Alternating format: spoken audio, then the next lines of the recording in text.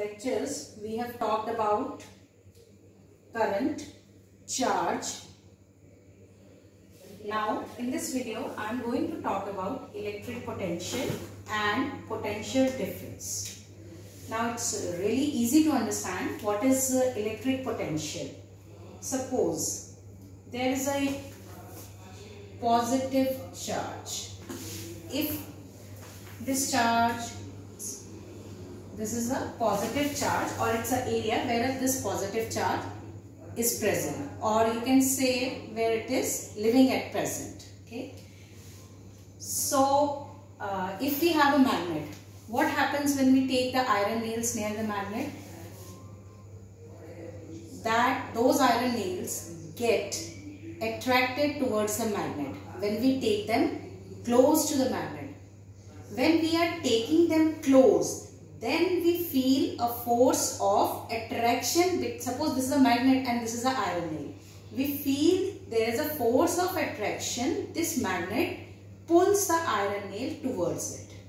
Why this happens? It happens because this magnet has a magnetic field around it.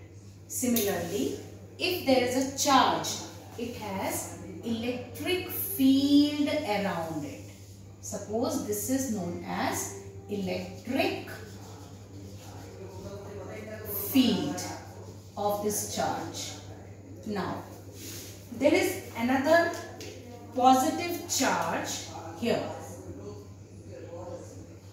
and this charge is symbolized by the letter Q, and this is also a positive charge. Suppose this positive charge is at infinity. Now, I want to take this part. This charge has not seen that there is another charge line at the infinity. It is out of the electric field. They both are not exerting a force on each other. But according to universal law of gravitation, if any objects placed close to each other, they exert a force on each other. As this charge is away from this charge right now, it will not exert any force, or this also won't exert any force on this charge. Now, what I have to do, I want to bring this charge from this point to this point. When I will try to take this charge from here to here, then this charge will enter in the electric field of this charge. When it will try to enter in the electric field of this charge, as they both are positive, we know that like charges repel each other. As they both are positive, they will try to repel each other. But still I want to bring it in. I will bring it in. Then what to this point?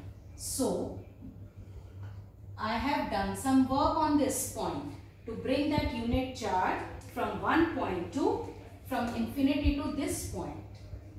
So this is the definition of electric potential. Electric potential at a point in an electric field is defined as the amount of work done for moving a unit positive charge from infinity to that point. Children, here this unit positive charge I have brought from this to here, this point in the electric field of this charge. As they both are positive, they both will experience a force of repulsion because they are like charges. So then that means I need to put some efforts. Put some efforts means I have to apply some work. I have to do some work, or I have to apply some force. I will take this charge from this to this. For doing so, I will do some work. That is known as the electric potential when I will bring this charge from infinity to this point in the electric field. Now this charge has come from this to this. I want to take now this charge. Now this is our positive charge which has come into the field. Now I want to take this charge from this point to another point. Suppose I give the name A, here I give the name B. Now I want to bring the charge from A to B. So here This will be the potential difference. There is a difference of potential. Potential difference between 2 points is defined as the amount of work done in moving a unit charge from one point to another. Here we are moving a unit charge in an electric field from one point to another. There is a basic difference between electric potential and potential difference. Here we had moved one unit charge from infinity to one point, from infinity to that point. Potential difference between 2 points is defined as the amount of work done in moving a unit charge from one point to another. This is the basic difference between electric potential and potential difference. The unit of electric potential we call it as voltage, and the unit of potential difference we write as volt. So V, or we can say potential difference, is equals to amount of work done in moving a unit charge from one point to another. So I can express it like this also. 1 volt is equals to 1 joule upon 1 coulomb. So if I have to give the definition of 1 volt, like earlier we had given the I had given the definition of 1 ampere. So here I'll give you the definition of 1 volt.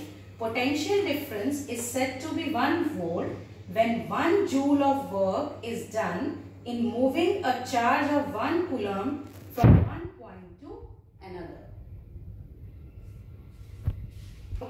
So, children, to maintain this, why do we need to have this potential difference? As I had told you, suppose these are the 2 water tanks. These are the 2 water tanks at the same level. Suppose these are 2 pipes, water tanks, or you can say these are connected through a tap. The tap is closed right now. The water in both the tanks is at the same level. When